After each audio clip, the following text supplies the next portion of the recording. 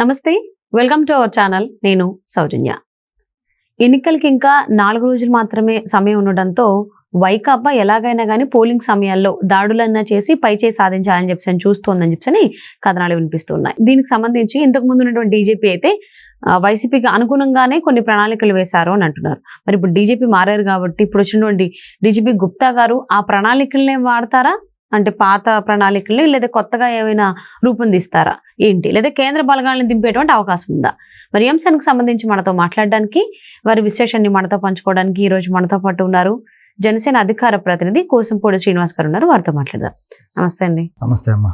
ఆంధ్రప్రదేశ్లో ఎన్నికలకు సంబంధించి వైకాపా ఎలాగైనా గెలవాలి, దాడులైనా చేసి పోలింగ్ రోజున పైచేయి సాధించాలని చెప్పి చూస్తోంది అని అంటున్నారు. సో దానికి అనుగుణంగానే ఇంతకు ముందు ఉన్నటువంటి వైకాపాకి అనుకూలంగా సహకరించేటువంటి పోలీస్ అధికారులు ఎవరైతే ఉన్నారో వాళ్ళందరూ ఒక ప్రణాళిక వేసుకున్నారు. మరి ఇప్పుడు డీజీపీ మారారు కాబట్టి, డీజీపీ ఇప్పుడు గుప్తా గారు కాబట్టి పాత ప్రణాళికలనే వాడతారా పోలింగ్ రోజున, లేకపోతే కొత్త ప్రణాళికల్ని రూపొందించుకుని దానికి అనుగుణంగా కేంద్ర బలగాలను ఏమన్నా తీసుకునేటువంటి అవకాశం ఉందా? ఏమంటారు? ఒకటమ్మా, ఈ ప్రభుత్వం వైఎస్ఆర్ కాంగ్రెస్ పార్టీ ప్రభుత్వం అధికారంలోకి వచ్చిన తర్వాత 2019 ఎన్నికల తర్వాత చాలా ఎన్నికలు జరిగినాయి. పంచాయతీ ఎలక్షన్స్ జరిగినాయి, ఎంపీటీసీ జడ్పీటీసీ ఎలక్షన్స్ జరిగినాయి, అదేవిధంగా కొన్ని చోట్ల బై ఎలక్షన్స్ జరిగినాయి, పట్టభద్రుల ఎన్నికలు కూడా జరిగినాయి.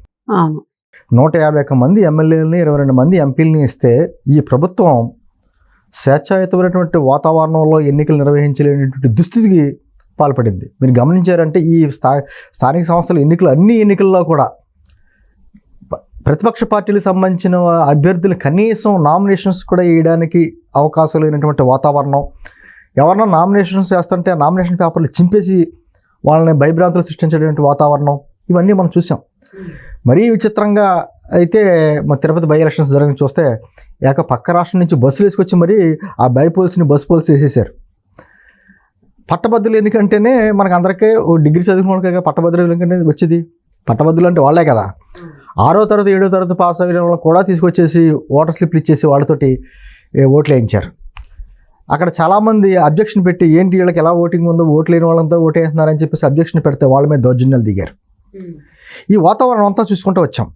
అదే సందర్భంలో కొన్ని ప్లేసుల్లో మామూలుగా సమస్యాత్మక ప్రాంతాలు కొన్ని ఉంటాయి. యాక్చువల్గా ఎలక్షన్ కమిషన్ ఒక రాష్ట్రంలో ఎన్నికలు నిర్వహించేటప్పుడు మామూలుగా ప్రశాంతంగా ఎక్కడ జరుగుతాయి, సమస్యాత్మకంగా ఎక్కడ ఉంటాయి, కొన్ని అతి సమస్యాత్మక ప్రాంతాలు ఎక్కడ ఉన్నాయని చెప్పేసి ఐడెంటిఫై చేస్తారో దానికి తగ్గట్టుగానే బలగాలను ఏర్పాటు చేస్తారు. అంటే సీసీ కెమెరాల ఈ టెక్నాలజీ వచ్చింది కాబట్టి ఆ ఏర్పాటు చేస్తారు.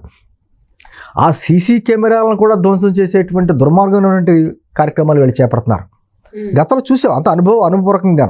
అందుకనే ప్రజలందరికీ, ప్రతిపక్ష పార్టీలకి ఒక అనుమానం, ఈసారైనా స్వేచ్ఛాయుత ఎన్నికలు జరుగుతాయా, ఓటుకు సద్వినియోగం చేసుకోవడానికి అవకాశం ఉందా అనేటువంటిది ఒక ప్రశ్నార్థకంగా చాలామంది కొంచెం డౌట్ రైజ్ చేయడింది. ఎందుకంటే దాంతోపాటు ఈ పార్టీకి, వైఎస్ఆర్ కాంగ్రెస్ పార్టీకి అనుకూలంగా కొంతమంది పోలీసు అధికారులు కూడా అలాగే అధికార పార్టీకి అనుకూలంగా చేయడం, వాళ్ళే బెదిరించడం, లేకపోతే ఎలక్షన్స్కి ముందే వాళ్ళ మీద ఏదో కేసులు పెట్టి వాళ్ళని లోపల వేయడం, కేవలం ప్రతిపక్ష పార్టీకి సంబంధించిన వారిని. అధికార పార్టీకి సంబంధించినటువంటి రౌడీ షీట్లు ఉన్న వాళ్ళని కూడా ఏం చేయకుండా బయటకు వదిలేయడం, ఇవన్నీ చూసాం. సరే, మీరు అన్నట్టు ఇప్పుడు కొత్త డీజీపీ గారు గుప్తా గారు వచ్చారు. సరే, ఆయన హయాంలో అయినా స్వేచ్ఛాయుతంగా జరుగుతాయా అంటే ఇంకా కొంచెం డౌట్ఫుల్గానే ఉంది. ఎందుకు డౌట్ఫుల్గా ఉందంటే ఇప్పటికే ఎలక్షన్ కోడ్ వచ్చిన తర్వాత కూడా ఇప్పటికే కూడా వైసీపీ ఆగడాలు ఎక్కడా తగల. ఎందుకంటే మా పాలన చూసి ఓటేయండి అనే మాట పైకి ఏదో మాట్లాడుతున్నాడు, కానీ నిజానికి ఆ అవకాశం లేదు. ప్రజలు తిరగబడుతున్నారు ఎక్కడికెక్కడ అనేటువంటి భావన వచ్చింది. మళ్ళీ అధికారులు రావడానికి అవకాశం లేదు అనేది క్లారిటీ మనందరికంటే జగన్మోహన్ రెడ్డికి ఎక్కువ వచ్చింది. అందుకని అతను ఏం నమ్ముకున్నాడు, ఆల్రెడీ అధికార దుర్వినియోగం చేసి లక్షల కోట్ల రూపాయలు సంపాదించిన సొమ్ములు ఉన్నాయి, అవినీతి సొమ్ము ఉంది. దాంతోపాటు భయభ్రాంతులు సృష్టించి ఏ విధంగా చేయాలనే ఉద్దేశంతో అదే కార్యక్రమాలు. మొన్న సాయిధరం తేజ గారు పిఠాపురంలో పర్యటనకి వెళ్తే ఇంకా బీరు సీసాలతో కొట్టారు. అతనికి తగలేదు, కానీ ఒక కుర్రోడికి గాయాలైనాయి అక్కడ జనసేన పార్టీ కార్యకర్తకి. అలాగే చంద్రబాబు గారి స్వయాన మాజీ ముఖ్యమంత్రి గారు ఆయన పర్యటనలోనే రాళ్ళు ఇచ్చి కొడితే అక్కడ సెక్యూరిటీ వారికి తలపగిలిన సందర్భాలు చూసాం. పవన్ కళ్యాణ్ గారు ఎక్కడైనా మీటింగ్ పెడితే ఆ హెలిప్యాడ్ని తవ్వేశారు. అంటే ఒకటి కాదు, అరాచకం చిన్న చిన్న కార్యకర్తల మీద కాదండి, రాష్ట్ర అధ్యక్షుల మీద కూడా ఇదే పరిస్థితి ఉందంటే రాష్ట్రంలో ఎటువంటి పరిస్థితులు ఉన్నాయో మనం అర్థం చేసుకోవచ్చు. అందుకనే ప్రజా సంఘాలు కావచ్చు, ప్రతిపక్ష పార్టీలు కూడా అందరూ కూడా కోరుకునేది ఏంటంటే ఇప్పుడున్నటువంటి పోలీసు యంత్రాంగం, అంటే అందరూ వ్యవస్థ అంతా కూలిపోయిందని మేము అనట్లేదు, కానీ మెజారిటీ అధికారులు వాళ్ళకి అనుకూలంగా ఉన్నారు కాబట్టి స్వేచ్ఛాయుతంగా వాతావరణంలో ఓటు హక్కు వినియోగించుకోవాలి, ప్రజాస్వామ్యం నిలబడాలి అంటే ఖచ్చితంగా కేంద్ర బలగాలు రాష్ట్రానికి రావాలి, కేంద్ర బలగాల అధీనంలోనే ఎన్నికలు జరగాలి అనేటువంటి డిమాండ్ మన ప్రతిపక్ష పార్టీలు, ప్రజా సంఘాలు అన్నీ చేస్తున్నాయి. బట్ దానికి అనుకూలంగా కేంద్ర ఎన్నికల సంఘం కూడా స్పందిస్తుందని మేము ఆశాభావం వ్యక్తం చేస్తున్నాం. ఎందుకంటే వాళ్ళు కూడా రిపోర్ట్ తెచ్చుకుంటారు, ఈ రాష్ట్రంలో ఎటువంటి పరిస్థితులు ఉన్నాయి ఏంటనే పరిస్థితి. ఆఖరికి చూసారా, ప్రధానమంత్రి మోదీ గారు పెట్టిన సభలో కూడా ఏ విధంగా చేశారో మనం చూసాం. ఆ ఎస్పీని కూడా ట్రాన్స్ఫర్లు అయి చేశారు. ఇప్పటికీ ఎక్కడెక్కడ కొంతమంది ఎస్పీని వాళ్ళని ట్రాన్స్ఫర్స్ ఇంకా కంటిన్యూస్ జరుగుతున్నాయి, కొంతమంది అధికారుల మీద చర్యలు జరుగుతున్నాయి. ఇది సరిపోదు. ఖచ్చితంగా మొత్తం ఎంటైర్ వ్యవస్థ అంతా కూడా, ఈ బందోబస్తు వ్యవస్థ అంతా కూడా కేంద్ర బలగాల అధీనంలోనే జరగాలి. ఎందుకంటే సాధారణంగా ఓటు వేయడానికి వెళ్ళే వ్యక్తి భయపడకుండా ఉండాలి. ముందు తనకి ఇష్టమైన వాడికి ఓటు వేసుకుంటాడు, కానీ ఓటు వేయడానికి వెళ్తుంటే మరి భయపెడతారా, ఈ పలానా వ్యక్తి ప్రతిపక్ష పార్టీ ఓడు, వీడు వస్తే ఈ ఓటు కూటమికి పడద్ది కాబట్టి నేను రాకుండా చేయాలి అనేటువంటి భయాగల వాతావరణం ఉందనుకోండి, భయపడతారు. సామాన్య ప్రజలు భయపడతారు. అటువంటి వాతావరణం లేకుండా రాజ్యాంగం కల్పించినటువంటి బ్రహ్మాస్త్రమైనటువంటి ఓటు హక్కు సద్వినియోగం చేసుకునే అవకాశం ప్రజలకి అందరికీ ఇవ్వాలి. లేకపోతే ప్రజాస్వామ్యానికి అర్థం లేదు కదా. అటువంటి వాతావరణం ఏర్పడాలి. అందులో ముఖ్యంగా ఆంధ్రప్రదేశ్లో మీరు అంటున్నట్టు ఏదో సమస్యాత్మక ప్రాంతాలు 60, 62 అనుకుంటాం కదా, రాష్ట్రంలో అన్నీ కూడా సమస్యాత్మక ప్రాంతాలే. జగన్మోహన్ రెడ్డి వచ్చిన తర్వాత అన్నీ అలా చేశాడు. కోనసీమలో కూడా రక్తపాతాలు, ఎన్నికలకి సజావుగా సాగే అవకాశం లేనటువంటి వాతావరణాలు, ప్రశాంతమైన వాతావరణం ఉంటారు కోనసీమలో. ఎన్నికలు వచ్చినప్పుడు ఎన్ని కొట్లాడుకున్నా ఎన్నికలు అయిపోయిన తర్వాత మామూలుగా అందరూ కలిసిపోతారు. అటువంటి కూడా కక్షలో అటువంటి ధోరణి వాతావరణం తీసుకొచ్చేసాడు జగన్మోహన్ రెడ్డి. కాబట్టి సమస్యాత్మక ప్రాంతాలు ఏమన్నా అంటే మొత్తం రాష్ట్రాలు అన్నీ ఉన్నాయి. కాబట్టి అన్ని చోట్ల పోలీసు బందోబస్తుతో జరగాలంటే జరగవు. ఖచ్చితంగా కేంద్ర బలగాలు రావాలి. కేంద్ర బలగాలు వచ్చినాయి అంటే నమ్మకం వస్తుంది. ఓటేసే ఓటర్కి కూడా నాకు పర్వాలేదు, నాకు భయాందోళన అవసరం లేదు, నేను స్వేచ్ఛగా వెళ్ళి ఓటేయగలను అనేటువంటి ఒక నమ్మకం, అతని ధైర్యం వచ్చిందనుకోండి, ఓటు సద్వినియోగం చేసుకుంటారు. అంటే ఏదో రకంగా ఓటింగ్ పర్సంటేజ్ని తగ్గిస్తే ఎంత తగ్గితే అంత నాకు అనుకూలం అనేటువంటిది భావన జగన్మోహన్ రెడ్డి గారికి ఉంది. ఖచ్చితంగా ఓటు పర్సంటేజ్ పెరిగితే ప్రభుత్వ వ్యతిరేకత ఓటే. ఇప్పుడు ప్రభుత్వ ఉద్యోగులు చూసాం, మనకు ఉదాహరణ, ప్రత్యక్ష ఉదాహరణ, గతంలో ఏనాడు లేనట్టు విధంగా ప్రభుత్వ ఉద్యోగులు ఈరోజు వచ్చి ఓటు హక్కు వినియోగించుకున్నారు. ఏ రోజైతే ప్రభుత్వ ఉద్యోగులు అంత పర్సంటేజ్లో ఓటు పర్సంటేజ్ పెరిగిందో ఆటోమేటిక్గా జగన్మోహన్ రెడ్డి వాయిస్లో తేడా వచ్చింది. ఎన్నికల స్వేచ్ఛాయుత వాతావరణంలో జరిగేటట్టు కనపట్టలేదు, అధికారులందరినీ మార్చేస్తున్నారు. అధికారులు మార్చరా, లేకపోతే దీనికి కావాల్సిన అధికారులను పెట్టుకుంటారా? ఇప్పుడు నీ ఇంట్లో పండగ కాదు కదా, ఇది రాష్ట్రంలోని వ్యవహారం. ఇది ఖచ్చితంగా నీకు అనుకూలంగా ఉన్న అధికారులందరినీ మారుస్తారు.